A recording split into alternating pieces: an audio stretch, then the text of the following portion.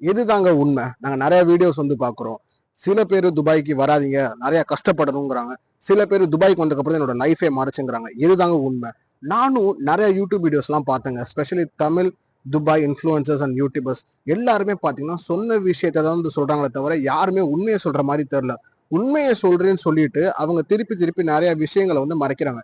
ஏகப்பட்ட இன்ஃப்ளூயன்சர்ஸ் என்ன சொல்றாங்க, ஜாப் தேடி வாங்க, இங்க வேலை கொட்டி கிடக்குது, நீங்க துபாய்க்கு மூவ் ஆங்க, இங்க நல்ல சேஃப்டியா இருக்கு, நீங்க நினைச்சதெல்லாம் இங்க பண்ண முடியும்னு சொல்லிட்டு நிறைய பேர் சொல்றாங்க. ஆனா எது உண்மைன்னு சொல்லிட்டு உங்க எல்லாத்துக்கும் தெரியணும் கரெக்டா.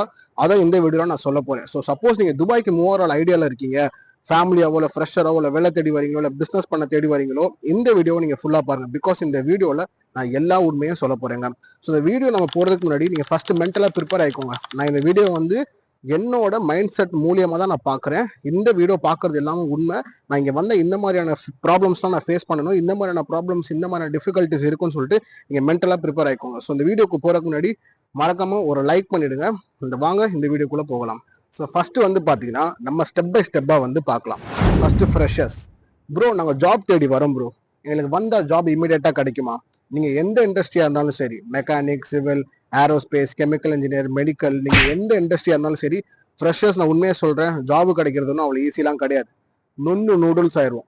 இப்போ நான் இவ்வளோ பேசுறேன்ல, நான் இங்க 5 வருஷமா வேலை பார்க்குறேன், எனக்கு 5 வருஷம் இங்க எக்ஸ்பீரியன்ஸ் இருக்கு, இத்தனைக்கும் ஒரு பெரிய கவர்மெண்ட் கம்பெனில. இப்போ நாளைக்கே எனக்கு வந்து இங்க வேலையை என்னை விட்டு தூக்கிட்டாலும், நான் இவ்வளோ பேசுறேன், எனக்கு வந்து நாளைக்கே வந்து வேலைலாம் கிடைக்காது. நானும் தடுமாறணும். இதுல என்ன டிஃபரன்ஸு? அப்ப எனக்கும் ஃப்ரெஷருக்கும், எனக்கு எக்ஸ்பீரியன்ஸ் இருக்கு, நீங்க ஃப்ரெஷரா இருக்கீங்க, அப்புறம் உங்களுக்கு எனக்கு என்ன டிஃபரன்ஸ்னு பார்த்தீங்கன்னா ஒரு டிஃபரன்ஸ் இல்லை. துபாயை பொறுத்த வரைக்கும் ரெஃபரன்ஸை காட்டிலும் ஸ்கில்ஸ் தான் ரொம்ப முக்கியம். ரெண்டாவது லக் ரொம்ப முக்கியம். மூணாவது ரெஃபரன்ஸுங்க. ரெஃபரன்ஸு இது எவ்வளோக்கு எவ்வளோ ரெஃபரன்ஸ் நீங்க பிடிக்க முடியுமோ பிடிச்சி வச்சுக்கோங்க. துபாய்க்கு நீங்க வரீங்கன்னா சும்மா நீங்க வருவீங்க, நீங்க 2 ஃப்ரெண்ட்ஸ் இருக்காங்க, நான் பெட் ஸ்பேஸ்ல தங்கிக்கிறேன், நான் வேலை வந்து தேடுறேன், எனக்கு வேலை கிடைக்குமான்னு கேட்டா ஒன்றும் வேலைக்கு ஆகாது. எக்ஸ்பீரியன்ஸ்ல சொல்றேங்க. ஏகப்பட்ட பேரு, அதாவது 1000 2000 நிறைய பேருங்க. நம்ம சேனல் ஆரம்பிச்சது வந்து ஏகப்பட்ட பேரை பாக்குறேன். அவ்வளோ ஸ்கில்ஸ் இருக்கு. அதாவது சில பேர்லாம் அவ்வளோ கம்யூனிகேஷன் ஸ்கில், லாங்குவேஜ், அந்த பர்டிகுலர் டேலண்டோட வரீங்க, பட் உங்களுக்கே வேலை கிடைக்க சிரமமா இருக்குல்ல. ஏன்? இங்க ரெஃபரன்ஸ் தான் முக்கியம். இதை நான் சொல்லுவேன்னு எதிர்பார்க்கவே இல்லை, பட் நானே சொல்றேன், ரெஃபரன்ஸ் முக்கியம். சரி ப்ரோ, ரெஃபரன்ஸ் எப்படி பிடிக்கிறது, எங்க இருந்து ரெஃபரன்ஸ் பிடிக்கிறது? உங்களுக்கு யாருக்குமே அங்க இல்லாட்டி நீங்க தான் இருக்கீங்க, நீங்க ரெஃபரன்ஸ் பண்ண முடியுமா? நான் ரெஃபரன்ஸ் பண்றதுலாம் நான் ஒன்றும் அவ்வளோ பெரிய பருப்பெல்லாம் கிடையாது. என்னால இதுக்கு கொண்டு ரெஃபரன்ஸ் சின்ன ஜாபு, ஒரு 2000 திரம் சம்பளம், ஒரு 1500 திரம் சம்பளத்துக்கு என்னால ஹெல்ப் பண்ண முடியும். நீங்க எதிர்பார்க்குற அளவுக்குலாம் என்னால ரெஃபரன்ஸ் கொடுக்க முடியாது. எனக்கு அந்த அளவுக்கு சக்தியுமே இங்க கிடையாது. எனக்கு மட்டும் இல்ல, நீங்க பெருசா பேசுவாங்களா யூடியூபர்ஸ், இன்ஃப்ளூயன்சர்ஸ், கான்டென்ட் கிரியேட்டர்ஸ் எல்லாருமே, யாராச்சும் ஒரு ஆளை நீங்க ஹெல்ப் பண்ணி பார்த்துருக்கீங்களா? யாராச்சும் ஒரு ஆளாச்சும் சொல்லியிருக்காங்களா இவங்க எனக்கு ஹெல்ப் பண்ணியிருக்காங்க, இவங்களால எனக்கு வேலை கிடைச்சிச்சுன்னு? ஸோ முடிஞ்ச அளவுக்கு நெட்ஒர்க் பண்ணுங்க. நெட்ஒர்க் பண்றது லிங்க்டின்ல மட்டும்தான் பண்ண முடியும். லிங்க்டின்ல மட்டும்தான். ஃபாலோ பண்ணுங்க, பெரிய பெரிய கம்பெனிஸை ரிசர்ச் பண்ணுங்க, அதுல யாரு வேலை பார்க்குறவங்களோ அவங்களுக்கு ரெக்வஸ்ட் கொடுங்க, அவங்க கிட்ட கைடன்ஸ் கேளுங்க, அவங்க கிட்ட நீங்க டெய்லி கான்டாக்ட் பண்ணுங்க. இந்த மாதிரி தான் நெட்ஒர்க் பண்ணணும். சும்மா வரேன் ப்ரோ, நான் 2 மாசம் விசிட்ல வரேன், இல்ல ஃப்ரீலான்சர் விசால வரேன், எனக்கு வந்தோடனே வேலை கிடைச்சுமான்னு கேட்டா ஒன்றும் கிடைக்காது. ஓகேவா? ஃப்ரெஷர்ஸுக்கு தான் இந்த நிலைமை. எக்ஸ்பீரியன்ஸ் ஆன ஆளு உங்களுக்கு எந்த நிலைமை? ஒரு டிஃபரன்ஸ் இல்லை, ஒரே நிலைமை தான் நம்ம எல்லாத்துக்குமே. அது ஒண்ணுமே பண்ண முடியாது. ஓகேவா?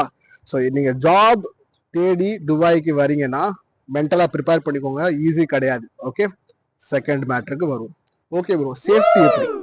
உண்மையிலேங்க சேஃப்டியா, பாதுகாப்பா இருக்குமா? நான் என்னோட ஃபேமிலியோட வரேன் ப்ரோ, எனக்கு பெண் குழந்தை இருக்கு, ஆண் குழந்தை இருக்கு, தங்கச்சி இருக்காங்க, அக்கா இருக்காங்க, எப்படி இந்த நாடு நல்லா சேஃபான நாடுன்னு கேட்டா இது வந்து ஒரு உண்மையான கேள்வி, உண்மையான பதில், பயங்கரமான சேஃப்டிங்க. இப்போ என்னோட வேலெட், என்னோட வேலெட் இங்க இருக்கு. ஓகேவா? இந்த வேலெட்டை வந்து நீங்க வச்சுட்டு போயிட்டாலுமே ஆஃப்டர் 2 ஹவர்ஸ் இல்ல 3 ஹவர்ஸ் இல்ல 4 ஹவர்ஸ் கழிச்சு வந்து பார்த்தா கூட அதே இடத்துல தான் இருக்கும். சேஃப்டியை பொறுத்த வரைக்கும் துபாய் வந்து நம்பர் 1ங்க.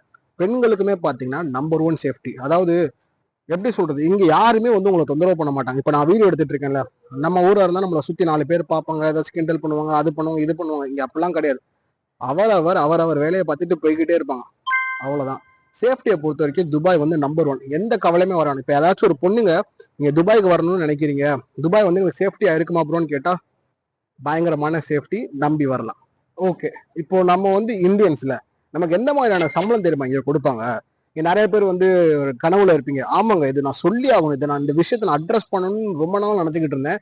இன்னைக்கு நான் அட்ரஸ் பண்ண போறேன். ப்ரோ எனக்கு ஒரு கம்பெனில வேலை கிடைச்சிருச்சு ப்ரோ, எனக்கு தங்குற இடம் கொடுப்பாங்களா ப்ரோ?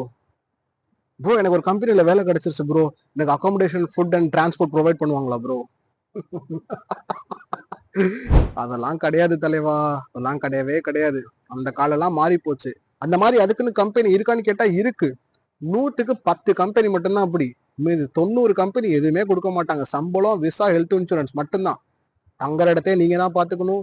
சாப்பாடையும் நீங்க தான் பாத்துக்கணும். உங்களோட டிரான்ஸ்போர்ட்டையும் நீங்க தான் பாத்துக்கணும். அதாவது எனக்கு ரொம்ப மகிழ்ச்சியா இருக்குங்க. ஏன் தெரியுமா? இது வந்து யாருமே உங்கள்ட்ட சொல்ல மாட்டேங்கிறாங்க. இத நான் தான் உங்கள்ட்ட சொல்றேங்க போது எனக்கு வந்து அவ்வளவு சந்தோஷமா இருக்கு. இப்ப நீங்க வேலை தேடி வரீங்க. உங்களுக்கு ஒரு வேலை கிடைச்சுச்சுன்னா, ஃபர்ஸ்ட் நீங்க கம்பெனி கிட்ட என்ன கேட்பீங்க? What is the salary? What are the benefits? அப்படின்னு கேட்பீங்க. அவங்க என்ன சொல்லுவாங்க? ஒன்லி சேலரி, விசா மட்டும் தான் சொல்லுவாங்க. நீங்க கேட்பீங்க, what about my accommodation allowance? எனக்கு தங்குற இடத்துக்கு காசு அப்படின்னு கேட்டா, அவங்க எப்படி தெரியுமா மாத்தி விடுவாங்க? அவங்க உங்க சம்பளத்தை வந்து கொஞ்சம் கழிச்சு கூட நீங்க இடத்த பாத்துக்கோங்க. நாங்க இடம் கொடுக்குறோம் அப்படிம்பாங்க. இல்லாட்டி உங்க சம்பளத்துல இருந்து எக்ஸ்ட்ரா நாங்க 100, 200 தரோம். நீங்களா இடத்த பாத்துக்கோன்னு சொல்லுவாங்க. இங்க வந்து தங்குற இடம் கொடுக்குற கம்பெனிஸ் வந்து பாத்தீங்கன்னா ரொம்ப ரொம்ப கம்மி. ஸோ அதையும் வந்து மைண்ட்ல ஏற்றிக்கோங்க. ஓகே. ஸோ இப்போதைக்கு உங்களுக்கு ஒரு கிளாரிட்டி கிடைச்சிருக்கும்னு நினைக்கிறேன். ஓகே. ஸோ இப்போ என்ன மாதிரியான விசா வந்து துபாயில் அவைலபிளா இருக்கு அப்படின்னு பார்க்க போறோம். பட் அதுக்கு முன்னாடி உங்களுக்கு துபாய்க்கு வர என்ன இருக்கு, உங்களுக்கு எந்த விசா வேணாலும் இந்த நம்பருக்கு நீங்க காண்டாக்ட் பண்ணலாம். இது என்னோட சொந்த கம்பெனி தாங்க.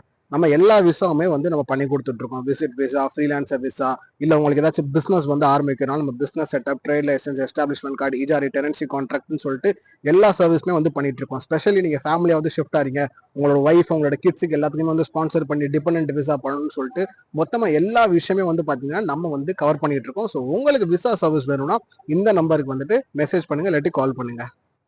இதுதான் இந்த வீடியோ.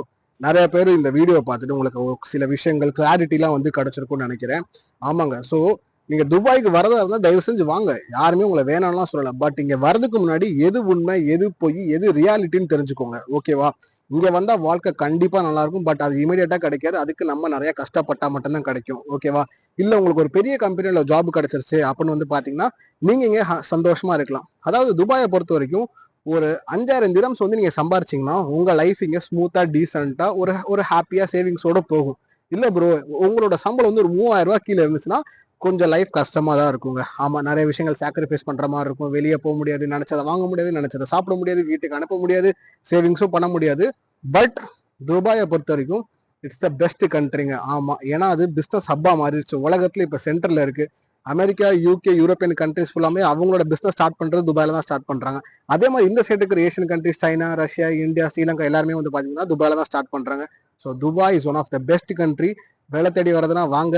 ஆனால் ஈஸியா கிடைக்காது, பட் கண்டிப்பா கிடைக்கும். பிசினஸ் ஆரம்பிக்கிறதுனால ஆரம்பிங்க, நல்லா பெனிஃபிட் எடுக்கலாம். ஓகே கைஸ், இதுதான் இந்த வீடியோ. ஒரு கிளாரிட்டி கிடைச்சிருக்குல்ல? எஸ், அடுத்த வீடியோல இன்னும் நிறைய கிளாரிட்டி கிடைக்கும்.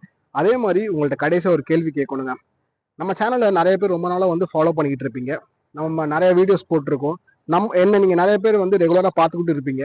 என்கிட்ட இருந்து என்ன விஷயங்கள் வந்து நீங்க கத்துட்டு இருக்கீங்க? என்னால உங்களுக்கு யாருக்கும் வேலை கிடைச்சிருக்கா? இல்ல என்னால உங்களுக்கு ஏதாச்சும் ஒரு ஹெல்ப் அட்டைன் பண்ணியிருந்தாலும் தயவு செஞ்சு எனக்கு கமெண்ட் பண்ணுங்க. எனக்கு ரொம்ப ரொம்ப சந்தோஷமா இருக்கும். ஓகேவா? Thank you guys. அடுத்த வீடியோல சந்திக்கலாம். உங்க எல்லாத்தையும் எனக்கு ரொம்ப ரொம்ப பிடிக்கும். ஓகேவா? அடுத்த வீடியோல பார்க்கலாம். பாய்.